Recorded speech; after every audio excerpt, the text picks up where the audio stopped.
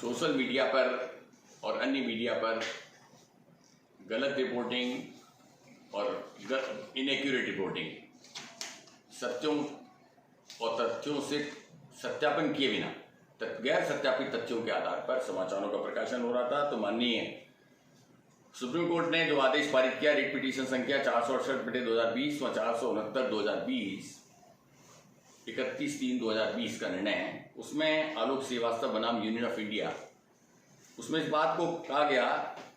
कि हम केवल एक एपिडेमिक के विरुद्ध लड़ाई नहीं लड़ रहे हैं, हम एक इन्फोडेमिक के विरुद्ध भी लड़ाई लड़ रहे हैं। एपिडेमिक का मतलब महामारी और इन्फोडेमिक का मतलब है जो गलत सूचनाओं के प्रचार प्रसार से लोगों में जो भय और आतंक की मनोस्थिति बन रही है, उसके विरुद्ध भी लड़ाई लड़ रहे हैं।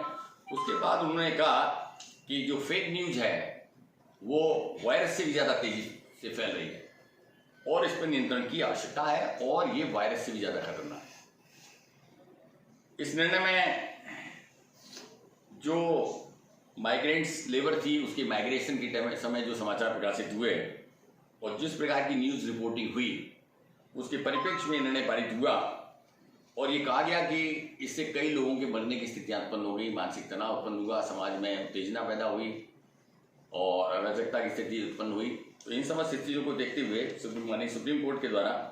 सलाह दी गई कि विभिन्न प्रकार की जो मीडिया हैं वो अपना एक संयम बरतें और उत्तरदायी तरीके से व्यवहार करें।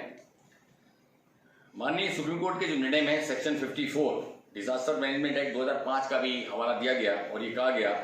कि कोई भी व्यक्ति जो गलत सूचना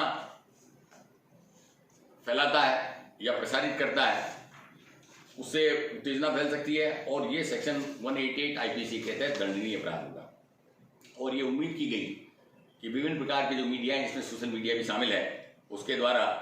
सरकार के द्वारा समय समय पर जारी एडवाइजरीज, निर्देश और आदेशों की पालना सुनिश्चित की जाए, क्योंकि महामारी का ये काल है, ये आम परिस्थितियों से बहुत अलग है और अपने सामाजिक उत्तरदायित्वों का निर्वहन किया जाए। ये इसलिए किया जाए ताकि लोगों का मानसिक स्वास्थ्य सही रहे और दूसरे जो लोग कोरोना की जंग की लड़ाई लड़ रहे हैं, अपनी जान को जोखिम में डाल के दूसरों की जान बचाने के प्रयास लगे, उनके मनोबल पर किसी प्रकार का विपरीत प्रभाव नहीं पड़े। इन सब कुछ चीज़ों को देखते हुए धौलपुर में जो स्थितियां व्याप्त हुई थी, हमने ये महसूस किया कि इस बात की संभावना है कि इरादतन या गैर इरादतन इस प्रकार के समाचारों का प्रकाशन हो सकता है जो कि तथ्यों को सत्यापित किए बिना हो सकता है, गलत सूचना प्रसारित हो सकती है, सर्कुलेट हो सकती है और आम जन में पैनिक फैल सकता है। तो इस अवस्था को देखते हुए हमने ये निर्णय किया कि कुछ प्रकार के प्रतिबंध लगाए जाए। हमने ये भी महसूस किया कि विभिन्न प्रकार के सोशल मीडिया के जो प्लेटफॉर्म्स हैं,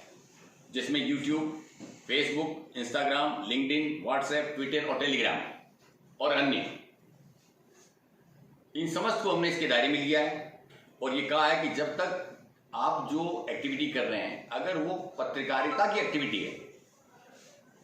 जिसमें आप एंकरिंग का काम कर रहे हैं, साक्षात्कार कर रहे हैं, न्यूज़ की रिपोर्टिंग कर रहे हैं, ऑनलाइन समाचारों का संप्रेषण कर रहे हैं, कंटेंट को